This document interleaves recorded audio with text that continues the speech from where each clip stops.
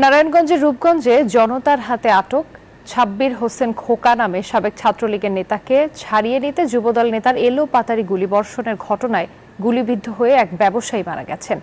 মঙ্গলবার রাতে নিষিদ্ধ ঘোষিত ছাত্রলীগ নেতা খোকাকে আটকের খবর পেয়ে তার বন্ধু সাবেক জেলা ছাত্রদলের প্রচার সম্পাদক জয়েদুল ইসলাম বাবু তাকে ছাড়িয়ে নিতে পিস্তল দিয়ে গুলিবর্ষণ করে। এতে গুলিবিদ্ধ হন এলপিজি সিলিন্ডার গ্যাস ব্যবসায়ী মামুন। এসব এলাকাবাসী জড়ো হয়ে ধাওয়া করলে পালিয়ে যায় বাবু। এ সময় উত্তেজিত এলাকাবাসী ছাত্রলীগ নেতা খোকাকে গণধোলাই দিয়ে রূপগঞ্জ থানা পুলিশের কাছে সোপর্দ করেন।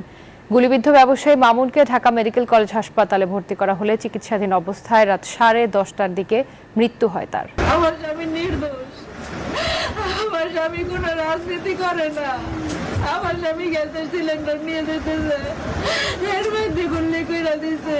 আমি সামনে গিয়ে আগাইছি মধ্যে একটা ইয়ের মধ্যে তিনটা লোক, একটা হ্যান্ডব্যাগ পরনা আর দুইটা রোমাল। তাই আমি একটা শিউরেছি বাবু কোন রাজনীতির সাথে জড়িত না, আর লগে ছিল বাবু গুলি করছে, খোকার হাতে অস্ত্র ছিল।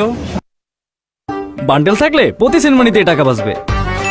বিকাশ সেনমানি বান্ডেল কিনে জিতুন প্রতি লেনদেনে।